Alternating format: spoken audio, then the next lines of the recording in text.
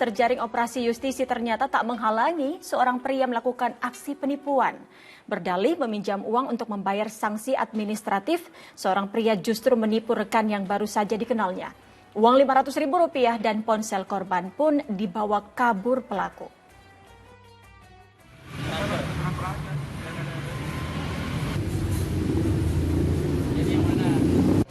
Pria bernama Agung ini terjaring razia protokol kesehatan di kawasan Tanah Abang, Jakarta Pusat, Rabu siang. Sekarang mau ngapain nih rencananya? Mau kirim uang. Oh, ini sanksinya sanksi administrasi ya, ngambilnya. Ngambil itu. Berapa katanya dikena sanksi? 250. Iya, dengan alasan ingin mengambil uang untuk membayar uang sanksi administratif usai terjaring razia protokol kesehatan, pria ini akhirnya luput dari penjagaan petugas. Namun bukannya kembali dengan membawa alat bukti transfer pembayaran sanksi, ia justru menghilang. Seorang pria yang semula diduga rekan korban justru melaporkan kejadian penipuan yang dilakukan Agung. Tak hanya uang sebesar Rp500.000, ponsel korban pun raib dibawa pelaku. Pinjam HP nih buat foto tanda bukti. Iya. Ya, nanti. Terus pas mau masuk ini, katanya kok nggak masuk ke ATM ya? Belok ke kanan keluar. Pas saya ikutin, mereka langsung curiga. Pas saya ikutin, pas hilang nggak ada. Korban mengaku baru saja mengenal Agung di hari itu. Ia tak menyangka niat baiknya untuk menolong justru menjadi musibah baginya. Diduga Agung yang dari awal berniat melakukan penipuan terhadap korban, tak menyangka dirinya terjaring operasi justisi. Meski berhasil mengelabui petugas dan korban, kini kasusnya telah dilaporkan ke pihak berwajib. Triwibowo melaporkan dari Jakarta. Subhanallah, ini niat baik namun berujung tidak baik, Ustaz. Seseorang yang baru dikenal kemudian meminta tolong, apakah kemudian kita harus menolak memberikan atau menawarkan kebaikan kita?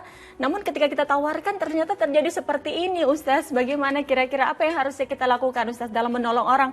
Haruskah kita pilih-pilih atau bagaimana?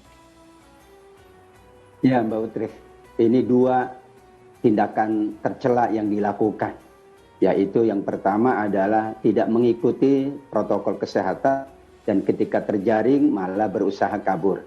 Yang kedua ternyata ia menipu orang lain dengan berpura-pura akan melunasi bayar administrasi dari operasi justisi tersebut.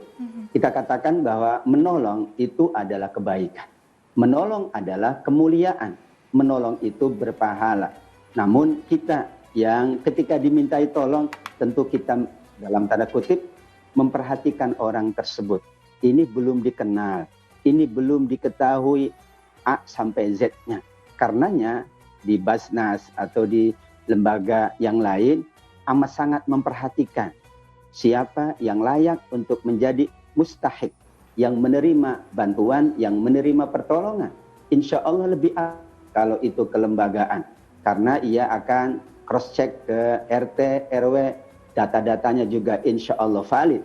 Demikian kehati-hatian kita di dalam menolong. Namun menolong siapapun, memang kita tidak melihat dari mana dia, siapa dia, bagaimana dia.